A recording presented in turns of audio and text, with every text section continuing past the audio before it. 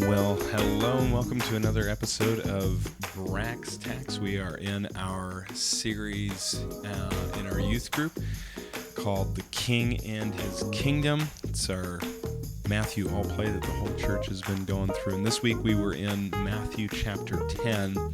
So, question for you, have you ever been in a situation in which it has been kind of uncomfortable being a Christian? Was there ever a time where you wanted to tell somebody about Jesus, wanted to talk about your faith, but there was something that held you back a little bit? Maybe a little bit of fear of what this person's reaction is going to be. Are they going to give you a hug and be really happy that they just heard about Jesus, or are they going to be a little bit mad that you just talked to them about Jesus? Was this person a stranger? In that case, it can be a lot more scary. Maybe it was a friend of yours that you wanted to tell them about Jesus, and it was a little bit scary because you thought maybe you were going to risk the relationship, risk the friendship entirely because you weren't sure how this person was going to react. So what do we do as Christians when we are afraid of telling other people about the hope that we have in Jesus and about the love of Jesus? Well, this week we talk about how to fight fear as a Christian, and specifically how to fight fear of people as a Christian. So our passage this week was Matthew 10:24 through 39, and I want to give you 3 ways to not be afraid from Jesus' words. So Jesus tells his disciples that a disciple is not above his teacher, this is verse 24, nor a servant above his master. It's enough for the disciple to be like his teacher and the servant like his master. So what Jesus is saying here is basically, hey, the goal of a teacher is to make a disciple look like the teacher. That was the role of a teacher back then, is that a disciple was supposed to talk like, walk like, act like the teacher. So Jesus is just establishing that here. And then he says, if they have called the master of the house Beelzebul, or the prince of demons — this is not a nice thing to call somebody, by the way, and Jesus was called that by the Pharisees — then he says, how much more will they malign those of his household? So basically, Jesus' argument is, look, people are calling me the prince of demons. They're not calling me very nice things. And if they're not calling me nice things, well, isn't it obvious that they're not going to call you very nice things? And then based off of that truth, Jesus says, so don't have any fear of them. So the first reason that Jesus gives us to not be afraid of what other people think about us is kind of counterintuitive. He basically says, well, just know that people aren't going to think very nicely of you. Basically, expect persecution to come. Expect that people are not always going to have a very nice view of you. And you know what's really great about that is it's actually very freeing to realize that. Because if you think that people's approval is a possibility as a Christian, well, then you're going to be fighting for it, and you're going to be afraid of losing it, right? So you're going to be afraid, oh, am I going to say the right thing? Am I going to say it in the right way? You know, how can I make sure that this person approves of me? Well, Jesus basically says, don't worry about it because people aren't going to like you. Be prepared for it. This allows us, knowing this, allows us to be prepared for when people disapprove of us and don't like us. So that's the first reason that Jesus gives, is that, hey, if you're following me and they've called me horrible things and they weren't nice to me, expect it to happen to you, whether that's their opinion about you only or if that opinion about you extends to other things. So he says, so have no fear of them, because this is another reason to not be afraid. Have no fear of them, because nothing is covered that will not be revealed, or hidden that will not be known. So what I tell you in the dark, say in the light, and what you hear whispered, proclaim on the housetops. So what is Jesus saying here? He's saying that the first reason to not be afraid is basically expect that people aren't going to like you. Just accept that fact. Then he says, also, nothing is covered that will not be revealed. And that is supposed to make you unafraid of what people think. Why?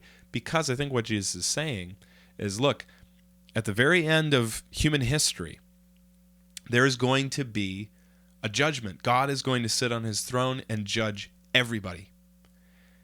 And the people that think that you don't represent God well, or that you're a liar about who God is, those people are going to find out what the truth is that you really did serve God your whole life. You were a disciple of Jesus your whole life. What Jesus is saying here is that people might have opinions about you in this life, that you are a bigot, or something like that. That's a common one that Christians are called.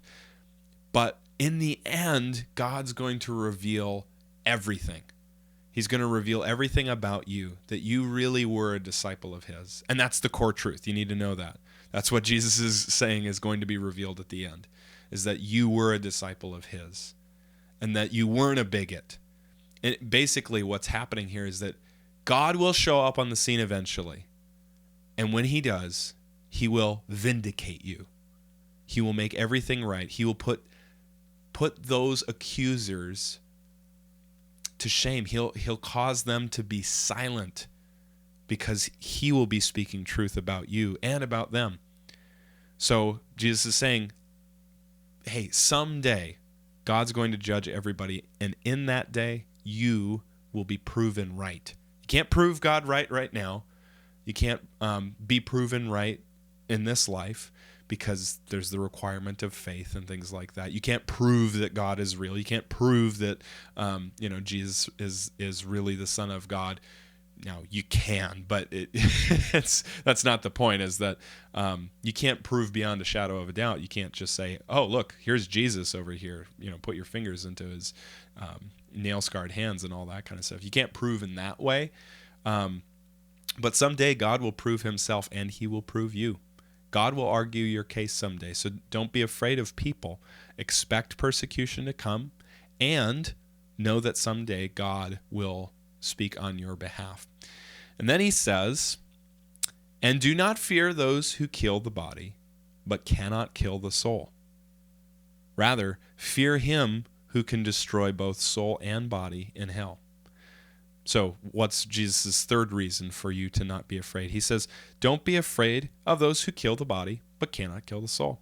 Basically, Jesus' argument is, look, what's the worst thing that somebody could do to you? And of course, the real answer to that is the worst that somebody could do to you ultimately is kill you. Now, for the Christian, that means that you get to go into the presence of Jesus. So that's actually a really nice thing that somebody could do to you, right? But he's saying, look, the worst thing that somebody could do to you, it's not saying mean things about you. It's killing you. That's the worst? Okay, well, that's not too bad. So he says, don't be afraid of people who all they can do is kill you. Instead, fear him who can destroy both body and soul in hell. Now, that might sound like he's talking about Satan. He's not. Because if Satan had his way, he would destroy everybody, soul and body, in hell, right? So what Jesus is saying here is, don't fear people instead, because all they can do is just kill you. Instead, fear God, because God can do a lot more than just kill you. You can destroy both soul and body in hell. God chooses. I mean, in that judgment at the end, he'll be the one to decide whether or not you are in his presence forever, enjoying him and worshiping him, or if you go to hell. And if you're trusting Jesus, that means you will enter into his kingdom and enter into his joy. But if you're not trusting him, then you will be thrown, both body and soul, into hell. So Jesus' third reason for why you shouldn't be afraid is actually, or why you shouldn't be afraid of people, is that you have a bigger problem than people. You have a bigger thing to fear, namely God. God is the one who you should be afraid of, not people. Now, that might not sound very comforting to us, because before all we had to worry about was people, and now we have to worry about God. Is that what Jesus is saying? Well, listen to what Jesus says next about fearing God. He says, are not 2 sparrows sold for a penny? I don't know why, but apparently sparrows were really cheap back then. And he says, and not one of them, those sparrows, will fall to the ground apart from your Father. So like those sparrows won't die and fall to the ground apart from God's care and will. And then he says, but even the hairs of your head are all numbered. And think about that. It's not just that he knows how many hairs you have, like the number of them. He has numbered every one of them. He knows which hair is 1, which hair is 2, which one is 3 and 6 and 10 and 11 and on and on and on and on, right? That's how God knows you, how intimately he knows you. So he says, fear not, therefore. You are of more value than many sparrows. So Jesus' third reason to not be afraid is of people is fear God. And what it looks like to fear God is it's not to fear him in the way that we fear people. It's to fear walking away from God. It's to fear the disapproval of God. It's to fear, it's to be afraid of fearing people more than you fear God's disapproval, right? So a really good analogy with this to explain what I mean. I heard this from John Piper a long time ago, and this is really helpful, is that imagine you're with a very big, scary-looking dog. Now, this dog is friendly, and you're hanging out with this dog, and it's really great, but you know that, this dog could probably kill you if it tried, and you're told, don't run away from this dog. And we should know this, is that you shouldn't run away from dogs because food runs, right? And the predator instinct kind of kicks in. Well, there's this big dog, and this dog likes it when you're close to him. And you start running from the dog, even though you've been told not to. And that dog comes chasing you. That's scary, right? So the only time that you have to fear the dog is actually when you're running away. And so the only time that we have to fear God in the way that we typically think about fear is when we're running away from him.